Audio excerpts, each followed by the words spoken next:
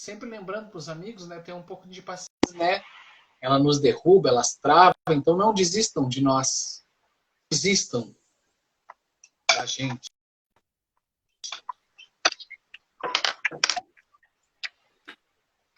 E aí, menino? Como é que tá? Primeiro aqueles testes tradicionais, tá me ouvindo bem? Sim, sim, sim. Deixa eu te dizer uma coisa antes da gente começar, Preto. Tu sabe que cara, para algumas religiões, assim, eu até tenho um certo medo. Mas eu nunca pensei na minha vida que eu ia estar com um preto velho na minha frente e ia gostar disso, tio. Entendeu? O negócio, eu acho, quer dizer, para tu ver como a gente vai mudando com a idade, eu acho, com o tempo, né? Ah, pois é, acontece, né? A gente sempre, ainda mais numa sexta-feira, noite, 9 da noite. É verdade, né? 9 da noite, pandemia, esfriando. Cara, o futuro é complicado, né?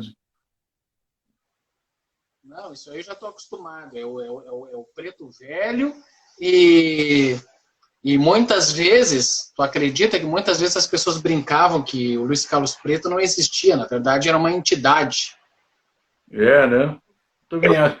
Eu me lembro quando tu fosse lá na. Deixa eu te dizer uma coisa antes da gente começar, então. Eu me tornei um artista por acaso, né? De tanto trabalhar com isso, acho, por causa do rádio e por causa do personagem. Eu sou muito mais redator, eu acho, do que artista. Mas justamente por criar personagens, por criar coisas e tal, tu acaba. E o rádio também ajudou muito isso. As pessoas chamavam e tal, eu disse, pô, tem que capitalizar esse negócio, tem que comer de alguma forma. Então tem que ser através do personagem.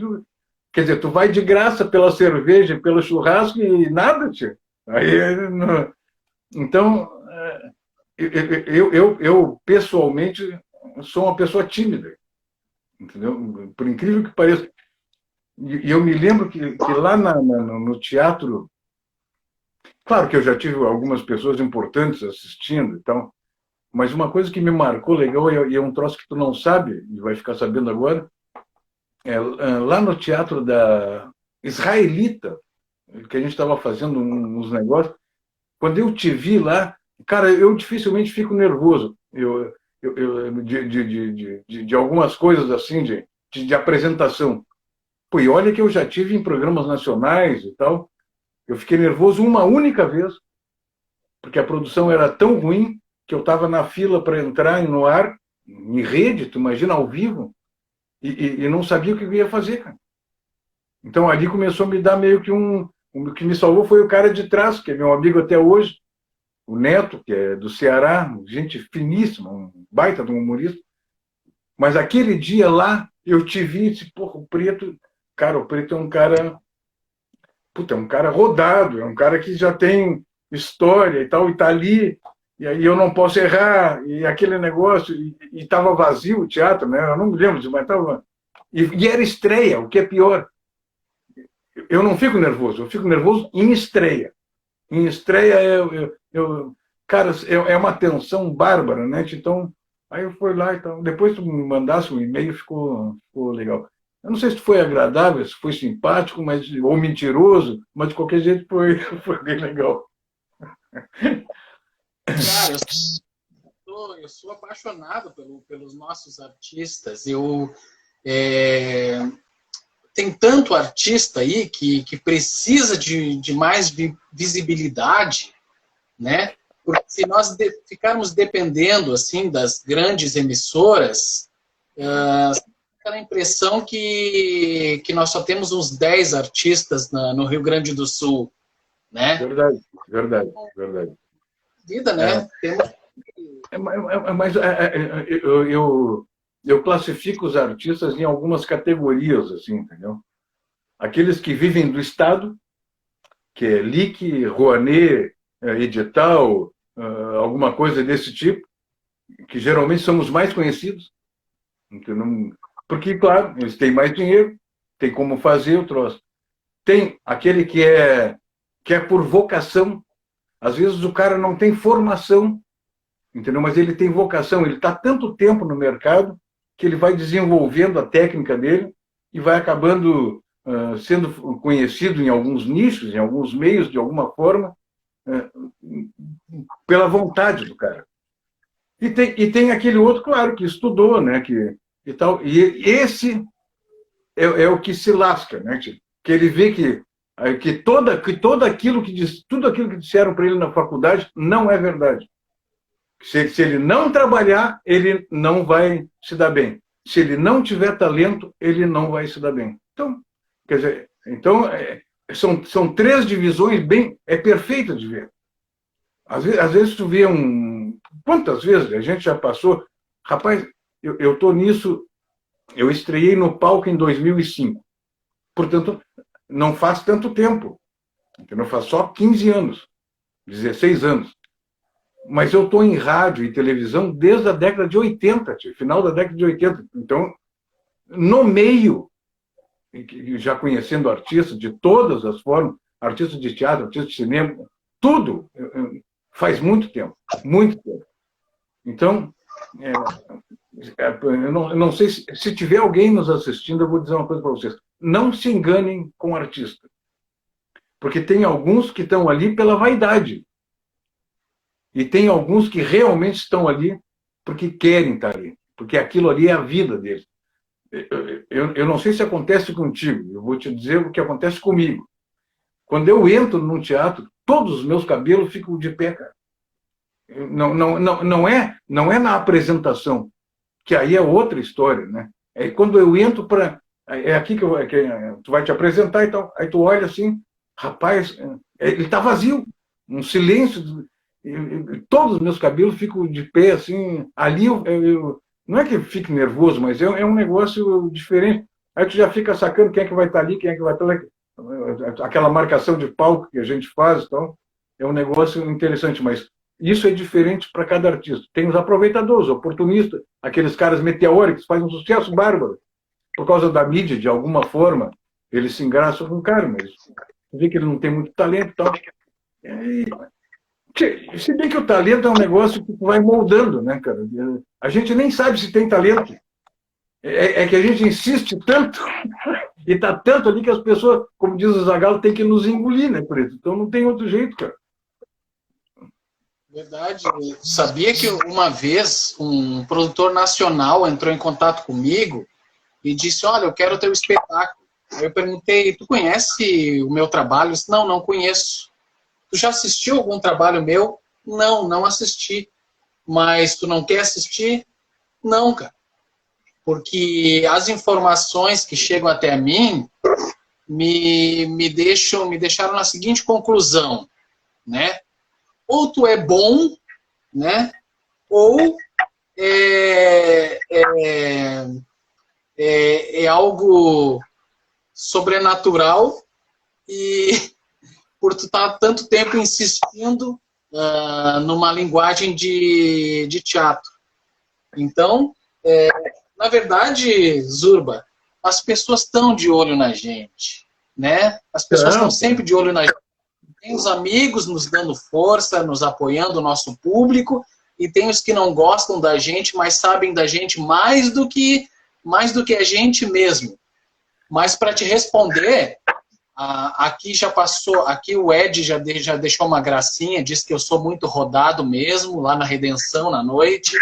O Marcelo já apareceu por aqui, o Maragato apareceu por aqui, o Cláudio Spritzer, com o seu maravilhoso talento e o seu maravilhoso jornal. Esse é talentoso.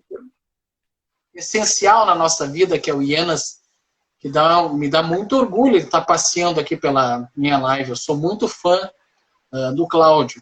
O Cláudio é um cara que tem que fazer uma live, mas tu tem que reservar uns 3 dias, assim, porque pensa num cara que fala. Ele diz que eu falo muito, mas não, é ele que fala, entendeu? Então, essa tua live de 1 minuto, de 1 hora, 2 horas, não, faz 3 dias marca 3 dias. Aí tu já deixa assim, comida por perto, porque, cara, o homem é brincadeira. Ele é muito talentoso também, o Cláudio, né? Mas Urba, tu disse que veio do teatro, do rádio, né? Mas Rádio. veio a grande maioria dos maiores nomes do humor nacional. Veio daí a tua inspiração para o humor ou foi uma coincidência? Não veio daí, por incrível que pareça. Veio da sacanagem pessoal mesmo. Mas por quê? Antes do rádio, eu fiz televisão. Eu comecei na televisão. E TV naquele negócio de... Na época ainda... Tu deve te lembrar, né? Do Comando da Madrugada, aquele Vem Comigo, o Goulart de Andrade, e tinha uns outros caras e tal. E eu acabei fazendo um programa desses aqui, na época que a TV Manchete estava na Rede Pampa, né? Então nós fizemos aqui, o programa se chamava Do Outro Lado da Meia-Noite. Como só tinha 3 emissoras em Porto Alegre, e esse programa era na sexta-feira, à meia-noite, é claro que tinha uma baita de uma audiência, né, cara? Não é como hoje, tem 200 televisões. Na época, então eu comecei ali. Depois eu fui para o rádio. Rapaz, eu vou te dizer uma coisa, se eu tivesse conhecido o rádio antes da televisão, eu jamais teria feito televisão. Porque o rádio é o troço mais apaixonante que pode existir. Não existe nada que se compare com o rádio. E a gente só nota... Claro que a televisão é legal porque tu passa na rua, as pessoas te conhecem e tal. Depois eu acabei fazendo um monte de comerciais numa outra época, né, de empresário para produtos naturais, aquele negócio. Fiz, inclusive, comerciais de rede nacional. É bem legal porque as pessoas te conhecem. Eu te vi na televisão. Tá, e aí? Me vi na televisão. Mas o rádio não, cara. O rádio ele tem uma outra interatividade. As pessoas te ouvem, imaginam alguma coisa e ligam para lá desesperadamente, querem falar e querem conhecer e tal. Então, eu vou te dizer o que aconteceu. O Zurba Fagundes foi criado em 93. Eu escrevi esse personagem para um amigo meu, a pedido da Beatriz Fagundes, deve te lembrar dela, uma radialista que trabalhava na Rede Pampa. E quem estava... Os produtores da Beatriz era... Puta, eu não vou me lembrar o nome dele, mas era um cineasta conhecido e um escritor hoje conhecido, que mora em Canoas. E um deles me conhecia e me ligou, sabia que eu era redator. Disse, pô, a Beatriz está precisando disso. Vem. Aí eu fui lá, ela me deu um briefing, né? E eu escrevi para esse amigo, pensando nesse cara. E a gente marcou para gravar, tipo, numa terça-feira, o cara não foi. Aí numa quinta-feira o cara não foi, porra. Aí marcamos no sábado, e o programa estreava na segunda-feira. Eram uns programetes políticos, que ia ter eleição. Então, a história era a seguinte, o briefing dela era assim, é um velho que saiu do interior, era parente dela, então ele chegou em Porto Alegre, não tinha nada para fazer, ela deu um emprego para ele fazer comentários políticos. E o cara não entendia nada de política. Como era a época de eleição, então era um negócio de humor mesmo. Puta, e o cara não apareceu, tio. Aí no sábado, como ele não apareceu, vou gravar eu, né? E acabei ficando com o personagem. Até hoje eu brinco com ele, disse, graças a Deus que tu não apareceu lá, graças a Deus. Ou não, né? Mas na época deu-se. Então foi a partir dali. Era um personagem de rádio. Então tu pode imaginar o seguinte, e era um personagem que tinha o perfil dele, 73 anos, do interior, grosso, um cara que não tinha nenhuma beberrão, mulherengo, sabe o Gaudério de fundo de galpão? Era esse, cara. Então tá. Aí eu fazia no rádio. Eu tive um programa chamado Sapateando no Esterco, depois virou programa Zurba Fagundes e tal. Então, ali... E o que acontece é o seguinte, no rádio, os caras escutam muito CTG, muito aquele negócio, porque era música, era sacanagem, era piada e tal. E aí me convidavam para ir nos lugares. Não, vamos lá comer um churrasco, aí tu conta umas piadas. Puta, aí tu vai uma vez, vem duas, acha legal, 3. Aí tu, cara, mas eu posso capitalizar esse negócio. Posso ganhar dinheiro com isso. Então foi ali que surgiu o personagem para o teatro, que é uma outra história. Como eu sou meio tímido para essas coisas, eu não sou tímido de falar em público e tal. Não, não é problema. Depende, me dá um assunto, eu vou lá, se eu souber, eu vou lá e falo. Mas em teatro era um troço complicado para mim. Então eu tive que ensaiar. Tu sabe que tem atores, tem dois tipos de atores, né? E isso que eu fiz curso de teatro, cara, no sexto, há muitos anos atrás, com o Luiz Paulo de Vasconcelos, que tu já deve ter ouvido falar. Entendeu? Que era um baita diretor, um cara maravilhoso e tal. Eu fiz com ele. E, pô, então eu tinha o negócio, mas eu não sou aquele ator intuitivo. Eu sou um ator técnico. Entendeu? Tem uns caras que eu acho maravilhoso, eles têm uma intuição bárbara, tu dá um toque para ele, o cara já se transforma, é aquilo ali e tal. Eu sou um técnico. Eu preciso trabalhar a performance para poder me dar bem. Quando tu cria um personagem, com o tempo, ele vai tendo história. Nenhum personagem nasce de um dia para o outro. Então, uma vez eu estava conversando com o André Damasceno, há muitos anos atrás, o André me disse um negócio que é verdadeiro. Ele disse assim, nenhum personagem ele tem credibilidade em menos de 3 anos. E não tem mesmo. Vou te dizer por quê. Tu cria um personagem hoje, por melhor que ele seja. Quando alguém vem te entrevistar, tu veio da onde? Não, vim lá de Aceguá, na época, que foi um outro erro que eu cometi, mas né, o personagem ele é de Aceguá, então. Ele veio de Aceguá, tem isso, tem aquilo. Hoje, entrevistar como o Zurba Fagundes, a gente vai ficar conversando 3 horas, eu vou ser o Zurba Fagundes. Exatamente como é o personagem.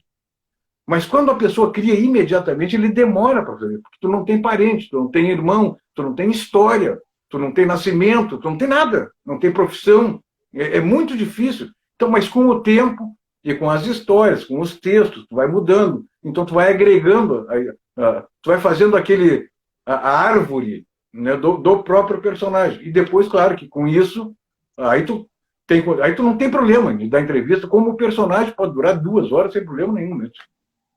Nem sempre a gente vai ser engraçado, mas certamente vai ser diferente. Mas tu falou uma coisa tão importante aqui, né, que é sobre a capacitação do humorista, né, como uma capacitação de ator mesmo. Tu falou do Vasconcelos, que simplesmente criou um dicionário de teatro que eu tenho aqui, que é uma das minhas bíblias. E tu falou uma coisa muito importante. Muitos humoristas, eles têm um problema de um ego tão grande, eles se acham tão bons que muitos não querem saber de ser dirigidos, muitos não querem saber de capacitação, sabe? Querem chegar lá e fazer. E tu tá falando aqui uma coisa importante, é capacitação de artista, tem que fazer mesmo, tem que fazer curso de teatro, tem que se capacitar, tem que fazer fonoaudiologia, né? Tem que estudar, tem que se preparar, né, para o teu conteúdo ficar mais forte ainda, né? Não é sair fazendo de qualquer coisa. A gente sabe que para o humorista, o tino pro humor é uma coisa que nasce com o cara, né? Mas ele se permitindo ser dirigido, ser orientado, ele só tem a crescer. É claro que se algum diretor quiser podar o cara, aí é outra coisa, né? Mas como é importante isso que tu falou aí, do estudo, né? Da capacitação, né? Isso, é verdade. E depois é que no humor rapaz, o humor ele tem várias coisas que as pessoas não notam, por exemplo. Tu sabe que o comediante ele é diferente do humorista. Tu sabia, Pedro? É? É. Qual é a diferença? O comediante, eu vou te dizer, o Costinha é um comediante, o Anquito, bem antigo, era um comediante. Esses caras são comediantes. O comediante é aquele cara que interpreta qualquer texto de outra pessoa. O humorista, ele é considerado porque ele escreve o texto que ele vai interpretar. Então, quando tu disser um humorista, tu está falando de um cara que está escrevendo o texto que ele vai interpretar. Mesmo que seja uma piada já conhecida, e ele reescreveu para adaptar ao estilo dele. Então, esse é o humorista. O comediante não. O comediante, tu dá um texto para ele vai estudar aquilo. Claro que ele vai mudar alguma coisa, uma coisa ou outra e tal, de acordo com o que ele acha engraçado, e ele vai interpretar. Mas fora isso, não. Então, o comediante interpreta texto de qualquer pessoa, inclusive dele. Agora, o humorista só interpreta texto dele. O que é uma grande bobagem também, porque, na verdade, o humorista às vezes chupa texto de um e de outro. E tem vários textos meus que estão aí na boca de várias pessoas, de outros humoristas, amigos, queridos e tal. E assim como eu peguei texto de outros, que de repente tu tem uma história e tu tem uma outra história, aí tu vai assistir um amigo teu e ele tem um trechinho que encaixa entre as duas histórias. Cara, eu vou usar isso. E tu usa lá e tal. E todo mundo sabe. É uma chupação de texto aqui de um para outro, bárbara, né?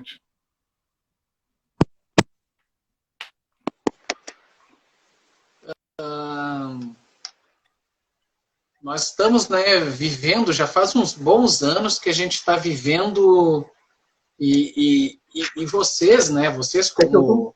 Eu tomo vinho branco de vez em quando, com esse frio, né?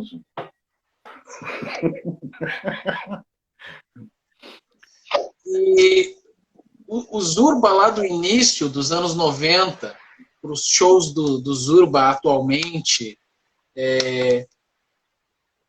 o que influenciou no personagem, no texto dele, com esse momento aí dessa fase dos cancelamentos, dessa fase do humor politicamente incorreto? O que tu teve que ajustar no teu personagem? Ou por ele ser mesmo daqueles que falam e não estão nem aí, tu não precisou se preocupar com isso? Não, a gente tem que se adaptar em algumas coisas. O Zurba do rádio, que é assim, eu fiz rádio, eu comecei a fazer rádio em 93 e fui até 2000 e pouco, tal, mas o Zurba do rádio, ele não tem absolutamente nada a ver com o Zurba do teatro, das apresentações. Aliás, não é só teatro, né, o Preto, porque as pessoas escolhem nichos. Por exemplo, hoje, às vezes eu fico pensando se eu me arrependi ou não. Porque eu faço pouco teatro. Tu é uma prova disso, tu me viste muito pouco em teatro. Eu fazia teatro uma vez por ano, geralmente lá na Casa de Cultura, Mário Quintana, né, que é um teatro maravilhoso, aquele lá. Então, eu gosto muito lá. Gosto muito. É um tamanho legal e tal, porque eu preciso de mídia uma vez por ano. Porque eu escolhi um segmento chamado corporativo. Entendeu? Então, para mim, o cara que faz teatro, porra, eu não te invejo fazendo teatro. Porque eu sei a bronca que é a produção, cara. Que tu contrata som, luz, o teatro, o varredor, o cara que vai montar o... Tá louco, tio. E outra coisa é o seguinte, correndo todos os riscos de cair um baita temporal e não aparecer ninguém, cara. Tu imagina, as pessoas não imaginam o talo que o artista corre, o artista do teatro, que ele é independente, que faz... Porque ele não tem uma grande empresa por trás. Ele não tem o Nivea apresenta. Se ele tiver, ótimo, legal, muito bom, porque já está pago, o cara não corre risco. Mas o teatro, o artista, o produtor, quando tu vai no teatro, tem que saber o seguinte: primeiro, que não entra uma agulha no artista, no produtor, que é o dono da companhia, porque ele está pagando todas as coisas que estão ali. Se tu não for assistir o cara, é um ingresso a menos. Um ingresso a menos pode parecer bobagem, mas 1.500 ingressos a menos significa que o cara vai falir. Porque é ele que está bancando. Na verdade, às vezes ele nem tem dinheiro para isso. Então ele está lá pendurando, né, na promessa de pagamento, que às vezes não deu certo no dia, o cara vai entender. Mas no segundo dia, aí o cara do som já vai dizer, pô, como é que é e tal. E outra coisa é o seguinte, um segredo para quem quiser fazer teatro, qualquer coisa. vocês jamais podem brigar com o cara do som. Briguem com todos, menos com o cara do som. Esse é fundamental. Então, é brabo. Então, eu optei pelo corporativo porque pouca gente faz isso. Então, não é que sejam poucas opções. O corporativo, o departamento de marketing estão em cima de todo mundo e tal, mas acontece que o meu circuito como eu faço um Gaudério bêbado, mulherengo, aqueles caras de galpão, né? Vamos dizer assim, o chucrão mesmo, aquele que não tem papas na língua, que fala e tal, que depois a gente vai falar sobre aquele negócio que tu me perguntou. Eu trabalho para a BASF, que a BASF não é aquela que faz fita cassete, não. A BASF é defensivo agrícola, esse tipo de troço, para a Dupont, a Grosseries e tal. Então, o que acontece? Eles não te contratam para um show. Eles te contratam para meia dúzia, 6, 8, 10 shows, porque eles vão fazer lançamento de milho, e vão fazer de plantação, de outros troços. Então, eles fazem o seguinte, eles te contratam para 10 shows, vamos dizer. Então, quanto é que é o cachê? É R$1, mas tu tem R$10 garantido. Mais passagem, estadia, almoço. Então, se tu sair daqui com uma moeda de 10 centavos, tu vai voltar com a moeda de 10 centavos porque tu não vai gastar. Já está tudo pago. Então, não é que eu não tenha medo de arriscar, porque eu faço isso. O problema todo é o Newton Filho, que tu também conhece, é uma pessoa maravilhosa. O Newton uma vez me disse uma frase, cara, que eu nunca mais esqueci. O Newton disse assim, não é que o público não gostou, é que tu pegou um público que não tem talento. Então, nem sempre tu tá bem. E nem sempre o público tá bem. Então o cara tem que entrar com tudo, né? Então, pô, é muito complicado. Preto, tu sabe que é muito complicado. Quem nos assiste, quem nos vê, não tem ideia da preocupação que o cara faz. Porra, eu não durmo, né, cara? Eu vou te dizer, eu durmo no dia da apresentação. Eu durmo a tarde inteira. Eu preciso dormir. Então, porque é a única maneira que eu tenho de relaxar antes de entrar. E depois que eu entrei, é o seguinte, né, meu irmão? Aí tu pode dar tiro que nada vai acontecer. Ali não deu. Aí tu me perguntou que tinha perguntado um negócio que era a diferença, né? Eu não me lembro que a gente acabou desviando aqui. O Álvaro está mexendo contigo, está dizendo que está usando uma TechPix aí para te filmar. Tá meio. A imagem tá psiquelada aí.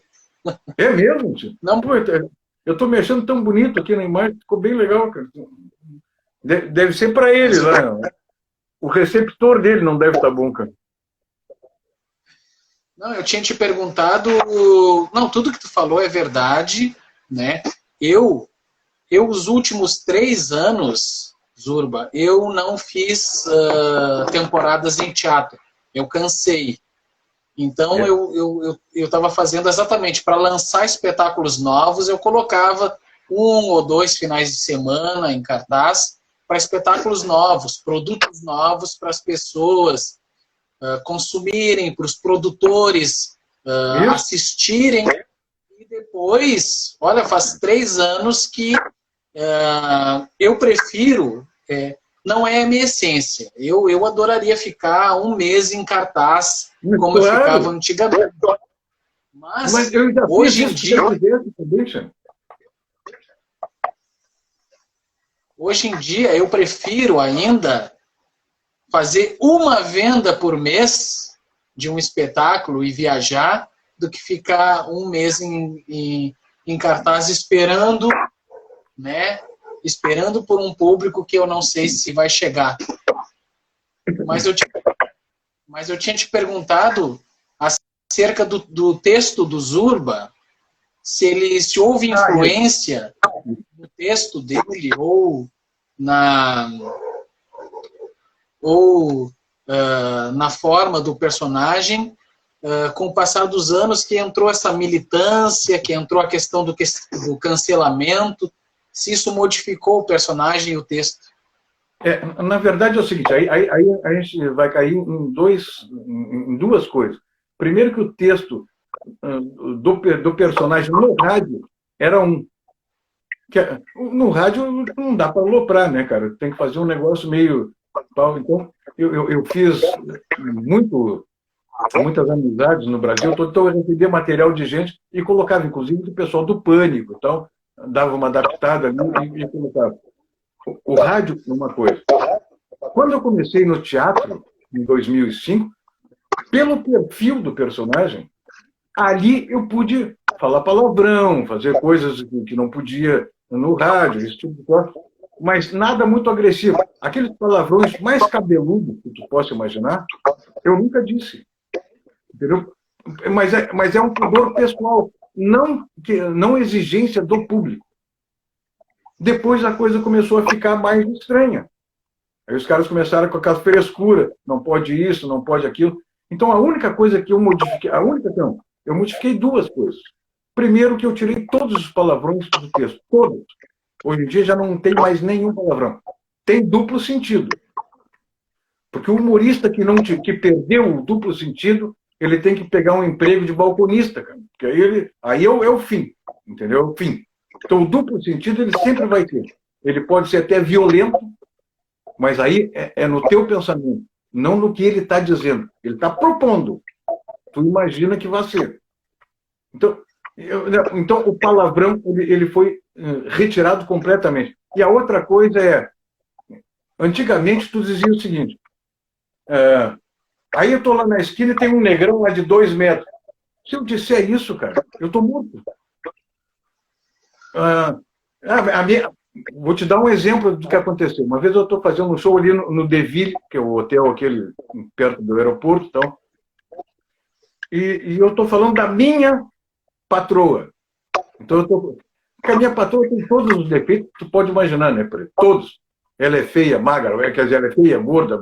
Aí eu estou dizendo, a minha patroa ela é gorda, tem isso, tem aquilo. Então, e no casamento, por exemplo, quando eu casei, quando tu casa, o que a pessoa faz? A pessoa joga arroz. Eu, quando casei, a minha patroa já era meio gorda, a pessoa jogava torresmo na gente. Então, era um negócio engraçado, entendeu? Mas no texto, e era a minha patroa. Então, foi bem legal, tal. Mas no final, cara, aí veio uma das guriazinhas que estavam promovendo, aí tinha uma gorda lá no fim que ficou brava. Eu disse, cara, mas eu não falei dela, eu falei da minha patroa, que aliás, a minha patroa hipotética. Esse troço tem uma vantagem. Ele é bom. Ele me dá uma satisfação desgraçada porque a mulher acreditou no que eu estava falando. Então, a primeira coisa do artista é que alguém acredite. Ela acreditou, eu acho que a minha mulher era, né, que jogaram o torresmo, sei lá, mas ela ficou brava porque ela estava gordinha. Eu não tenho culpa, cara. Entendeu? E eu não estava, eu não zoei dela, não fiz nada. Então, algumas coisas eu estou tirando para não me incomodar. Porque nesse negócio, não é que tu não precisa perder a personalidade, mas tu não precisa afrontar as pessoas também. Porque tem gente que não define o humor, entendeu? Que é um troço completamente... que tu escreve, aquilo ali cara, é a tua mente, é uma história com E, é uma história, e não é uma história. As pessoas não têm essa capacidade, muitas pessoas não têm essa capacidade de diferenciar uma coisa da outra. E aí fica um negócio estranho para o instrumento. Conta um pouquinho para nós das tuas trajetórias pelos principais programas de auditório do país aí. Cara, o negócio é o seguinte, o primeiro foi em 2010. Eu comecei em 2005, em 2010 eu estava em casa, e aí me ligou uma mulher. Então, o negócio é o seguinte, eu sou produtora do Tom Cavalcante, queria te convidar para vir aqui no programa. Claro. Porra, eu só tinha 5 anos disso, né, tia? E eu achei que era sacanagem de algum conhecido. Claro que tu não acredita a primeira vez, tu é novo no negócio, né? Mas, então tá, quanto é que eles vão pagar? Como é que é? Vão vir me buscar de limusine? Cara, tirando sarro. E ela disse, não, mas Eu sou a produtora mesmo, tu não está acreditando? Tá lá. Quem é que está do teu lado? Tem alguém fazendo sacanagem. Pode me dizer que não. E não era mesmo lá, né? Então, eu fui. Isso foi na TV Record em 2010. E eu tinha uma péssima impressão do Tom Cavalcante, cara. Uma péssima impressão, se quer saber. Eu achava ele um cara, sei lá, boçal, um cara cheio de onda, aquele negócio. Então, mas era um programa em rede nacional, cara. E era o Tom Cavalcante e era na Record. Meu, só se eu fosse louco para mim. Então, bom. Aí eu cheguei lá, tinha umas 15 pessoas, e a gente foi no hotel, tudo pago, aquele negócio, tudo. A gente foi ter uma reunião com ele. Ali o cara me ganhou, nessa reunião. Nós entramos num camarim lá, grandão, e ele disse assim, aí ele olhou assim, tudo bem com você? Depois a gente vai conversar individualmente e tal, mas eu queria dar tudo bem, bem-vindo para todo mundo e tal, e eu quero dizer uma coisa para vocês.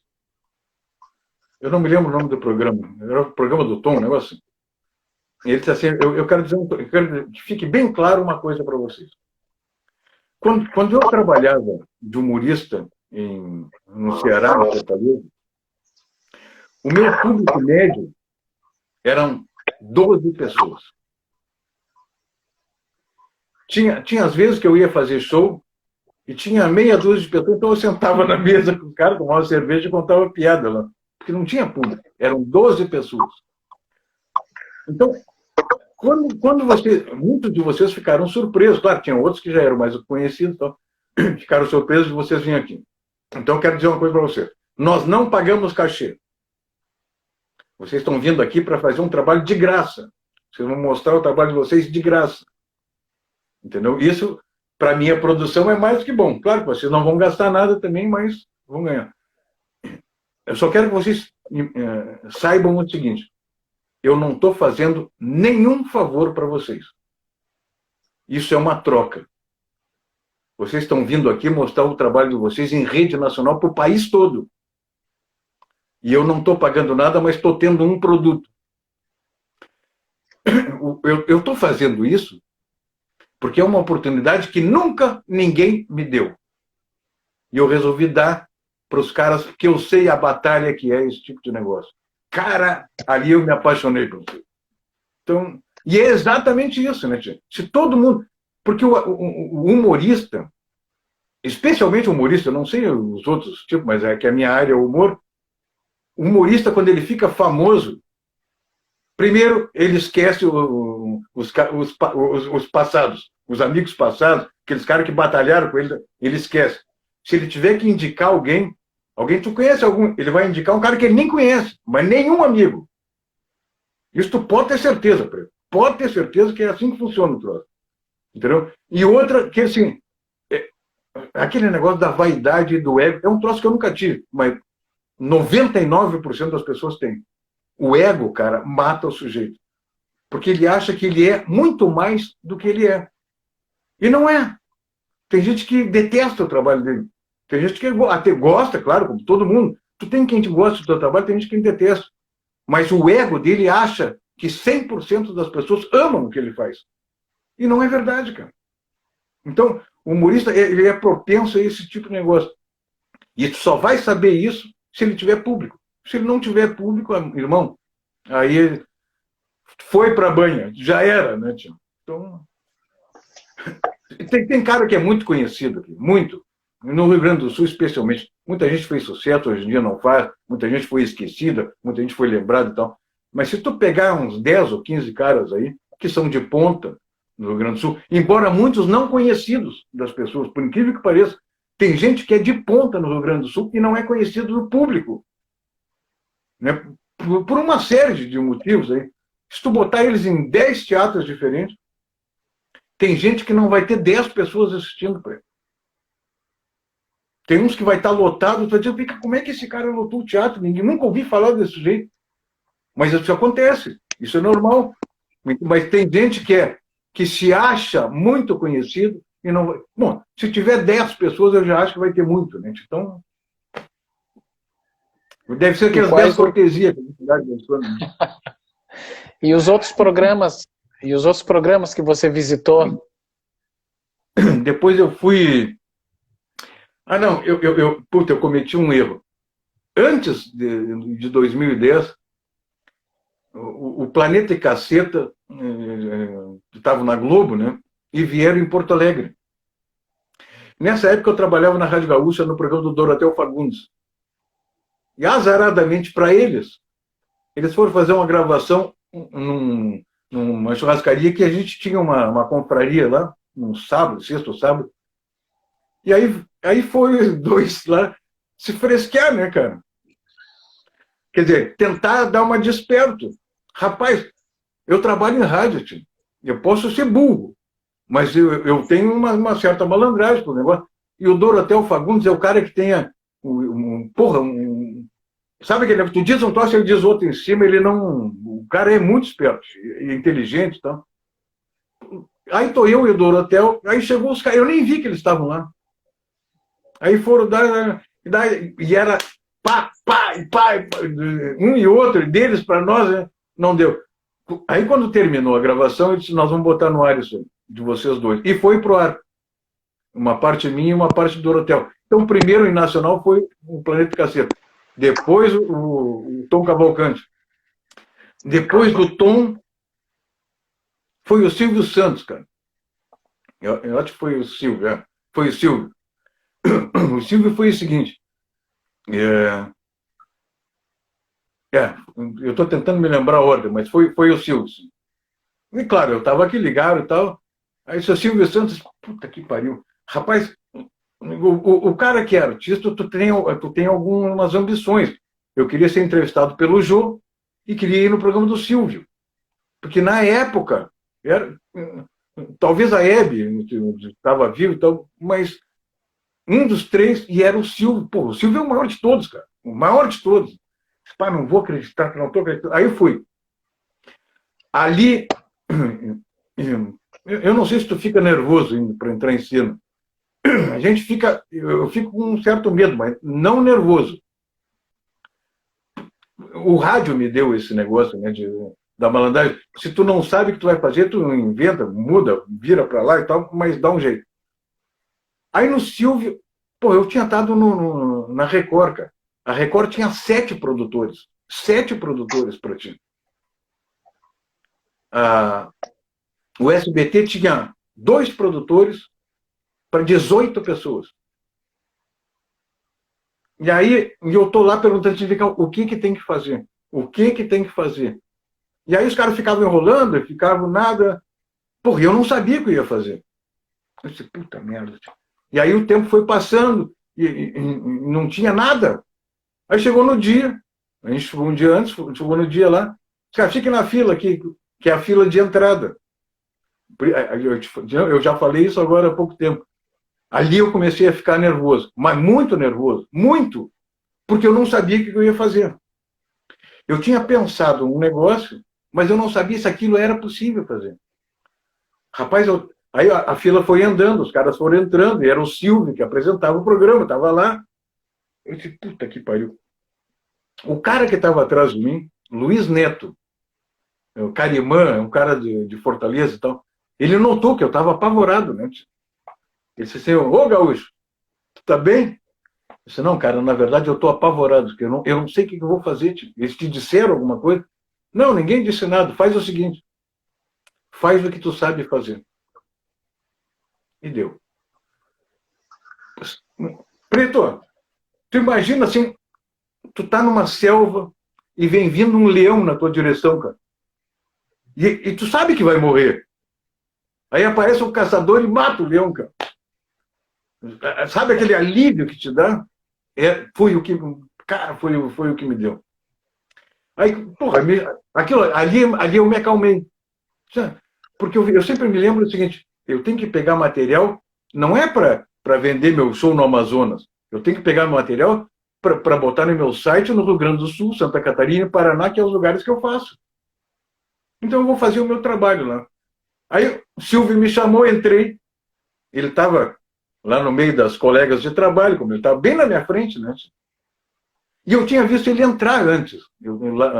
Quando ele chegou, eu tinha visto entrar. Mas entre ele entrar e lá no palco, cara, é completamente diferente. Então ele estava lá. E aí perguntou aqueles negócios tudo, aquelas bobagens. E eu comecei a contar a história, claro, da minha patroa, da pobreza, todo aquele negócio. O cara morreu de rir, ficou bem legal, com o material. Só que o SBT não te dá vídeo, cara. Se tu não gravar em casa, tu não tem material nenhum. Tu não pode tirar foto. Bom, tem recomendações. Não pode tirar foto com ele, não pode citar o Silvio em alguma piada, por exemplo. Ah, eu estava lá e o Silvio Santos chegou. Não, não pode. Não pode perguntar para ele nada. Só se ele te perguntar. Cara, é um monte de negócio assim que. Mas eu conheci o cara, apertei a mão do cara, conversei com o cara, então nesse ponto eu posso morrer feliz, porque uma das coisas, um dos objetivos já foi alcançado.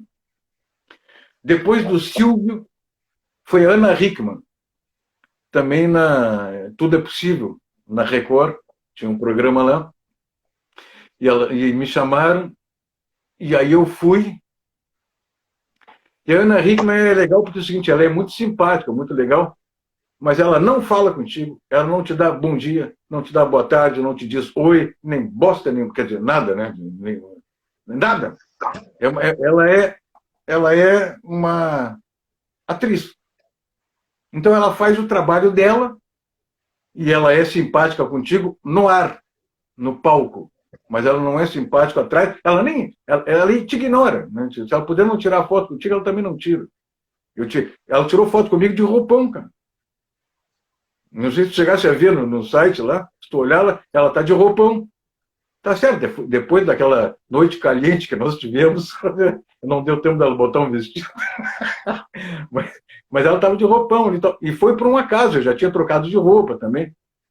Mas foi bem legal. E outra coisa, a Record, para quem nunca foi em rede de televisão, a Record é a melhor produção que tem. Tu vai encontrar. Não tem outra.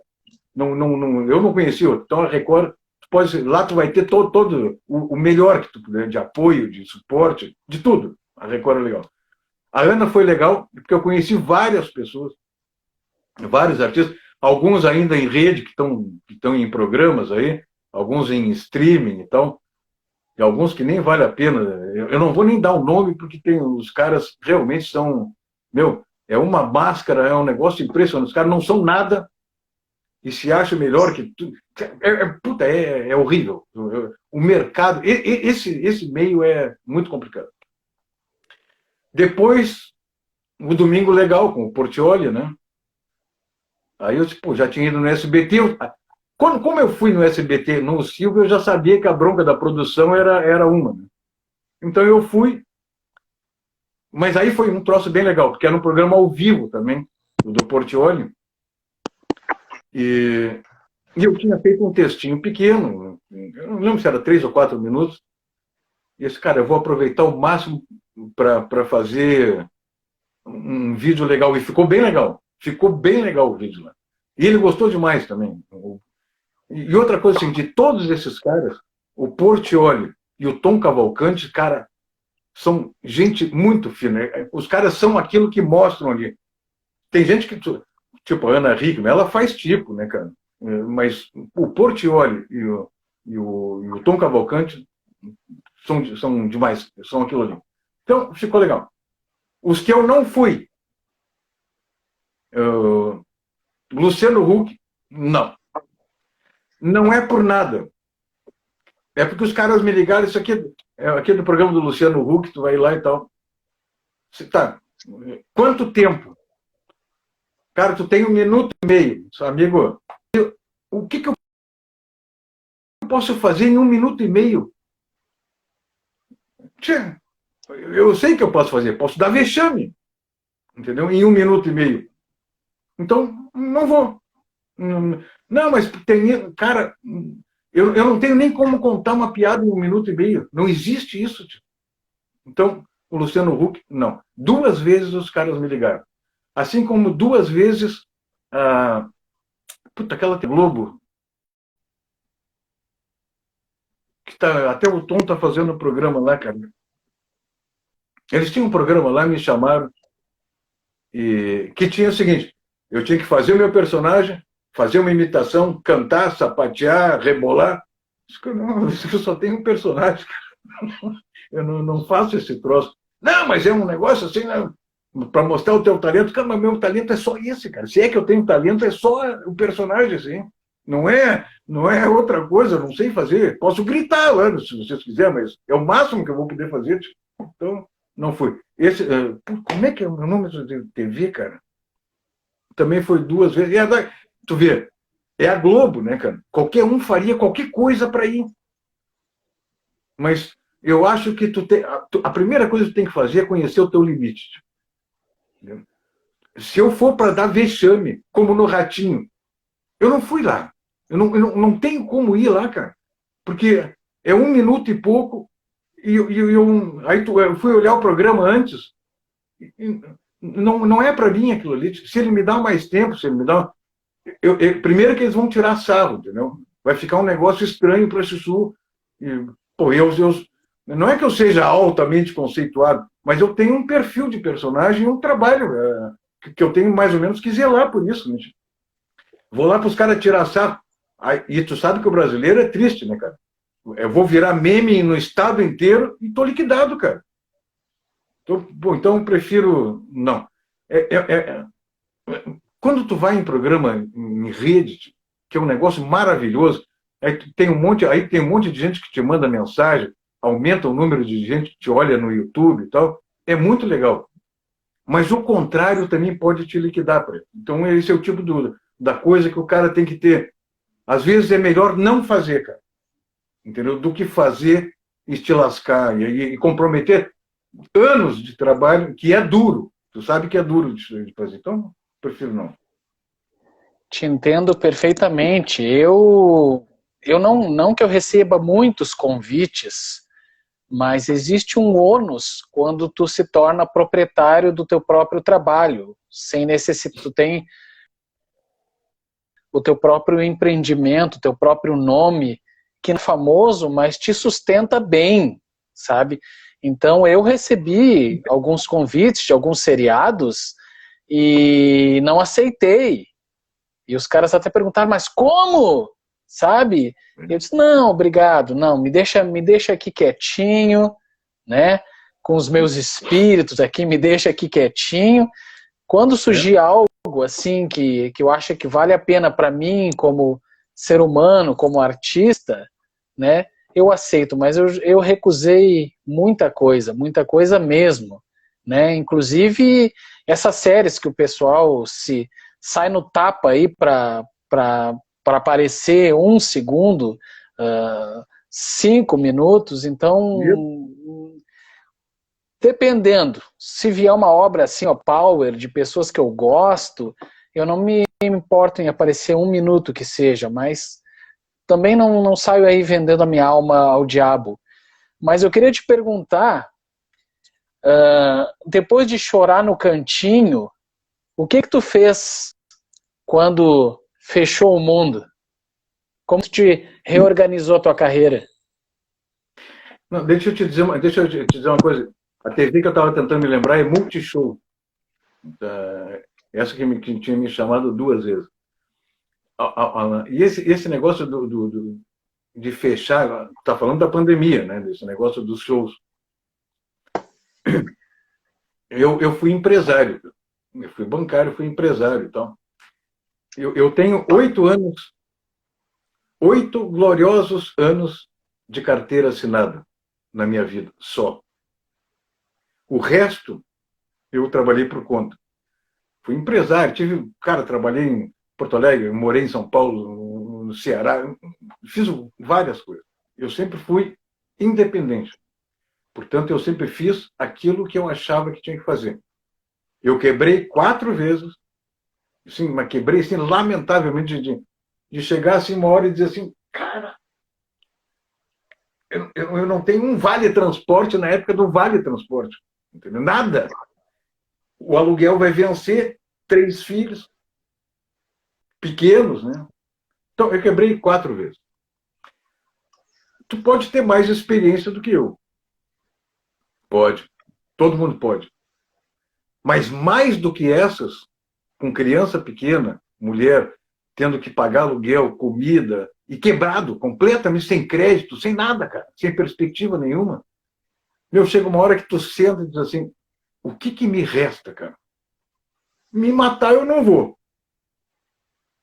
Então, antes de responder a tua pergunta, deixa eu só te falar sobre a história, porque teve uma época que aconteceu, gente, o cara quando tem o espírito de porco, que é aquele de sacanagem, de brincadeira e tal, numa das vezes que eu quebrei, rapaz, todos os dias, eu não sei quantos oficiais de justiça batiam lá em casa. Então, o que eu fazia? Teve uma época, Preto, por incrível que... Cara, eu não estou te mentindo, estou falando a verdade.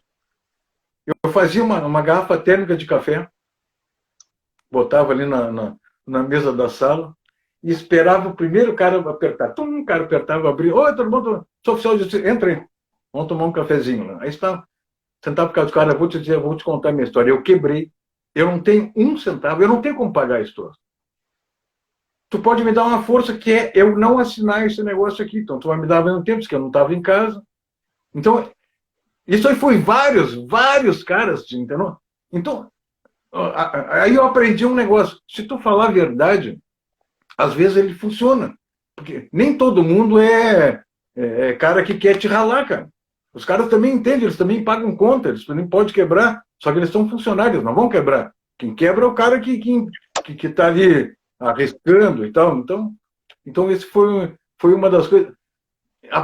Claro, o cara que quebra 4 vezes, ele está preparado para qualquer negócio. Só que chega uma hora que tu enche o saco, né, cara? Tu enche o saco. Então, cara, eu já tentei tudo, eu não vou ficar rico, eu não quero ficar rico, eu não vou ficar milionário, eu não penso nesse troço que eu vou ganhar na Mega Sena, eu vou ficar milionário. Eu quero me divertir, eu não vim aqui para sofrer, eu vim para me divertir. É a primeira coisa. E outra coisa assim, eu não quero me estressar. Eu quero ser feliz. E eu sou um cara feliz. Eu não sei quantas pessoas tu conhece, Preto. Porra, não sei, deve ser milhares de pessoas. Zilhões de pessoas. Tu pode conhecer um monte de pessoas felizes. Mas mais do que eu, cara, eu duvido. Eu duvido. Porque eu sou feliz quando eu vou dormir, eu sou feliz quando eu me acordo, eu sou feliz quando eu olho para a rua. Cara, eu sou feliz com meus filhos, eu sou feliz com tudo. Porque eu já reconheci que a grande felicidade da pessoa é estar bem. É fazer aquilo que te dá prazer, que te dá felicidade, que não te angustia. Então, isso não quer dizer que tu não vai te preocupar com as pessoas. Não, cara. Isso também faz parte. Mas não pode ser em excesso. Então, se tem uma pessoa que é feliz com o que faz e com a sua vida, sou eu que estou feliz. Então, o que vier a partir de agora tá bem, pode. Sobre a pandemia que tu está dizendo. Eu trabalhava bem e tal, tranquilo. E faz 1 ano e meio, acho que eu não trabalho mais. O que me salva? É que eu sou redator. Então eu faço alguns trabalhos. Eu escrevo sketches, escrevo shows, escrevo um monte de coisas. Tudo. Até bula de remédio eu escrevo. Então não... Se é para escrever, eu escrevo.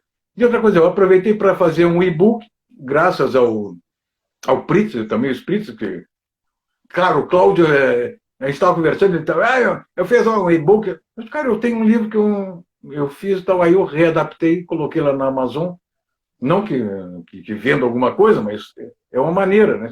E estou escrevendo um outro livro, e eu fiz um show novo, agora com mais devagar, porque eu queria fazer Tu já assististe o meu show? Ele é um Sim. show que fala a história dos Urba, ali vai contando aquelas historinhas. Eu queria fazer algo entre aquilo e um stand-up. E eu tenho seríssimas dificuldades para decorar texto. Por um único motivo. Eu sou muito distraído, cara. Eu me distraio com a plateia. Entendeu? Então, por exemplo, a gente está conversando. Tu deve ter notado agora, a gente está conversando, eu não me lembrei que pergunta que tu fez. Tal. Então é isso que acontece. Se eu não tiver um roteiro na minha frente, eu tenho que ter um roteiro, né? Eu vou me perder. Porque eu vou fazer uma brincadeira, uma sacanagem com alguém, eu vou ficar conversando ali, e vou me distrair, aí eu não sei onde é que eu estava.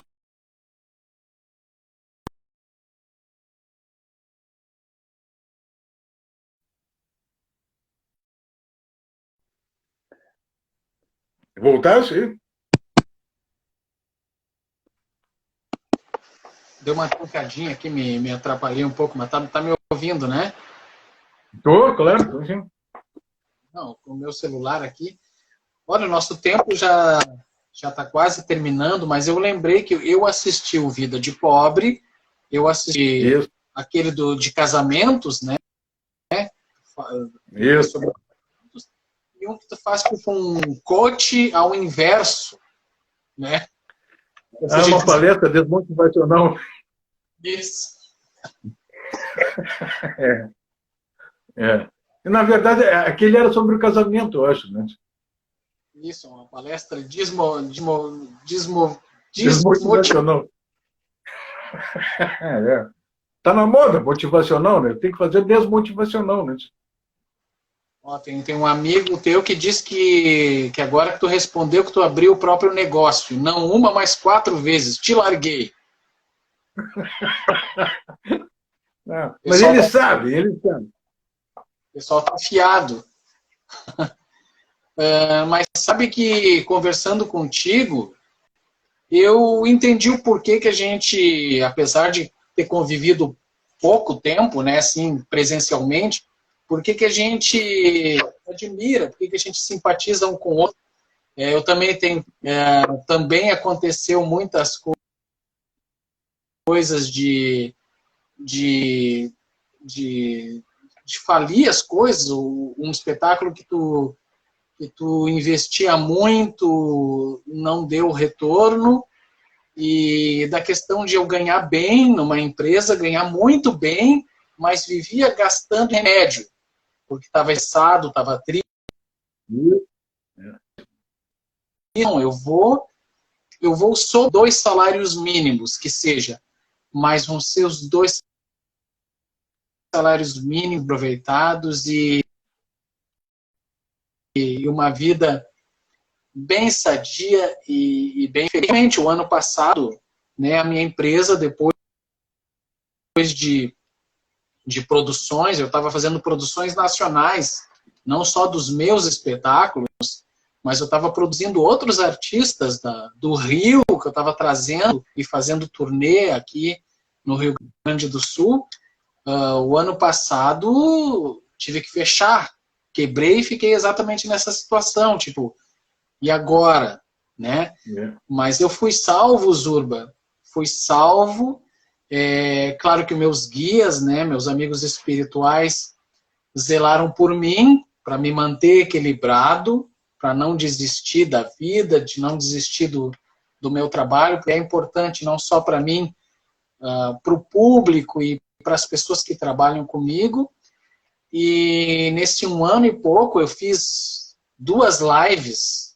A primeira live foi mais assim para não rendeu muita coisa. Felizmente o Porto Verão, né, com um cachê bom. Isso também virá. Fui escrever para outros, fui fazer livro, e fui muito ajudado pelo meu público. Muito ajudado pelo meu público. Né, de uma forma incrível. Mas agora, para a gente encerrar, o que tu está planejando aí devagarinho, assim que a serração baixar e o sol rachar, o que tu pretende fazer? Tia, eu estou trabalhando para dezembro, entendeu? Eu não vejo nenhuma perspectiva antes disso. Pode ser até que aconteça, mas eu sou meio realista para essas coisas. Então, eu acho que algumas empresas, que é o meu nicho, né, o corporativo, eu acho que algumas empresas vão fazer alguma festa de final de ano em dezembro. Tu sabe que para o artista, pelo menos no meu caso, janeiro e fevereiro é péssimo aqui. Péssimo. A não ser que tu vá fazer bar e tal, que nunca foi muito a minha praia. Mas o cara... A gente está numa situação que não pode dizer não para nada. Entendeu? Então, eu acho que para recomeçar muito, no mínimo em dezembro. Embora eu saiba que já tem alguns bares fazendo algumas coisas e tal, como eu te disse, não, como não é minha praia, eu também não me envolvo nisso, mas eu estou trabalhando para dezembro.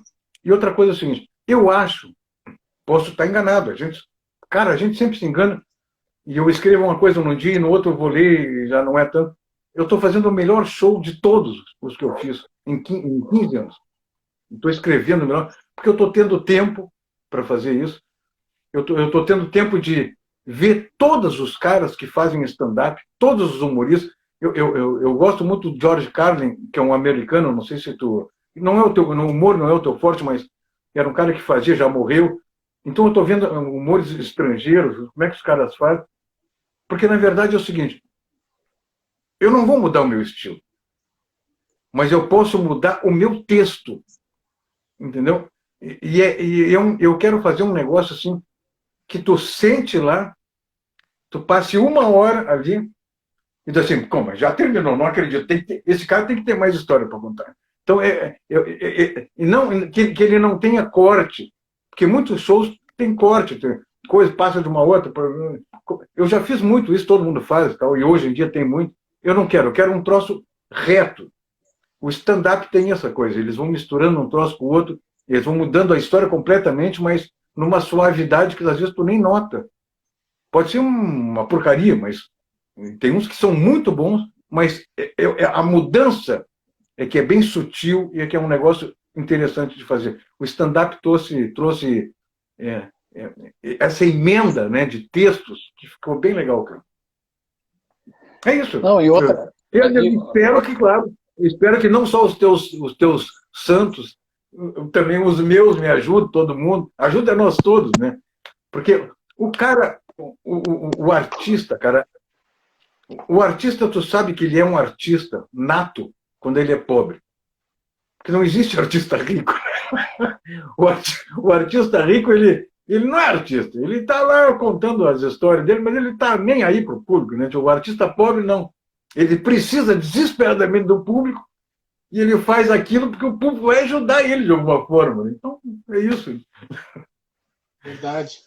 E deixa o teu recado, as tuas redes sociais, onde é que o pessoal pode adquirir os cursos do Zurba, livro, assistir vídeos. Eu achei a tua série do Zurba cozinhando no YouTube. Procurem no YouTube. Achei maravilhosa a cozinha de pobre do Zurba. Maravilhoso. Fabulosa cozinha de pobre. Mas tu sabe que tem umas coisas... Eu vou dizer um troço aqui politicamente incorreto, mas como eu não sou politicamente correto, mesmo vou dizer. Às vezes eu não entendo, por preto, sinceramente, tio. Tu não vai concordar comigo que tu é um cara mais ou menos politicamente correto. Mas tem uns troços que não dá para entender, cara. Tem uns caras aí que tem 6 milhões de seguidores, 2 milhões de seguidores.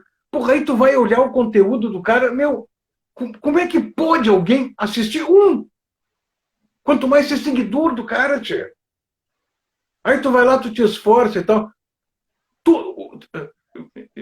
Tudo que eu faço, cara, se tu olhar os bastidores daquelas gravações, todas elas são, cara, eu gosto de fazer, eu tenho prazer em fazer. Entendeu? Eu faço porque gosto. Então. Mas é um troço bem feito. Então. Aí tu imagina assim, cara, eu vou. Aí vai lá, 20 pessoas olhar, 30 pessoas. Porra, é um troço broxante, né? Cá para nós, tio. Então ele te dá um baita de um trabalho e não rende nada. Eu tinha feito antes uma série, vai lá no YouTube, olha lá no canal do Zurba Fagundes, tem uma série que é A História da Música. Porque eu também sou locutor, né, tio? Se tu não assistiu, assiste lá. Então eu pego uma música e conto a história, como é que ela foi criada, como é que foi feita e tal. Cara, ficou bem legal. Era um troço que me dava um prazer bárbaro de fazer. Mas também aí tu vai lá, 30 pessoas, 20. Para tu ter uma ideia, rapaz, eu não tenho 400 pessoas no YouTube. Então aí eu resolvi fazer o seguinte, eu vou fazer um negócio mais rápido. E agora eu estou fazendo um guru, eu não sei se tu chegasse a assistir, que é um negócio de filosofia barata. Porque é uma frase só, entendeu? É uma frase só. Se tu gostou, gostou. Se não gostou, te lascou. Mas ele é menos de 1 minuto. Então, é um negócio diferente, prático, e é um troço que todo mundo... Na verdade, é uma grande bobagem, entendeu? Mas talvez essa bobagem me dê 1 milhão de seguidores. Então, eu não estou trabalhando para isso. Na verdade, eu estou trabalhando para que as pessoas não me esqueçam, principalmente os corporativos, né, tio? Então, isso tem que estar ali. Porque esse eu posso colocar em WhatsApp e tal, em coisas que a divulgação é mais rápida, né?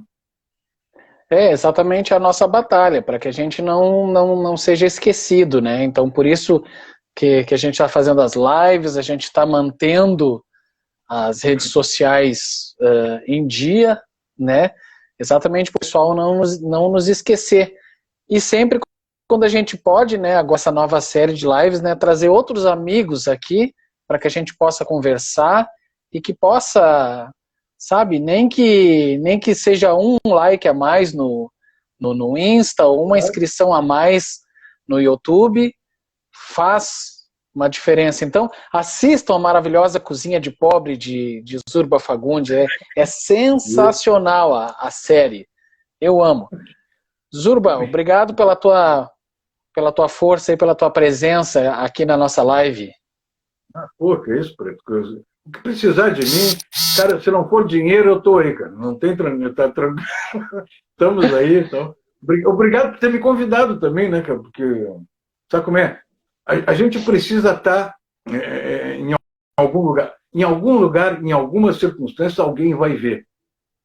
Entendeu? Se a gente fizer diferença, Preto, para uma pessoa, cara, já valeu a pena. Então, o resto tá beleza. Estamos aí para isso. Um grande abraço a todos que assistiram aqui.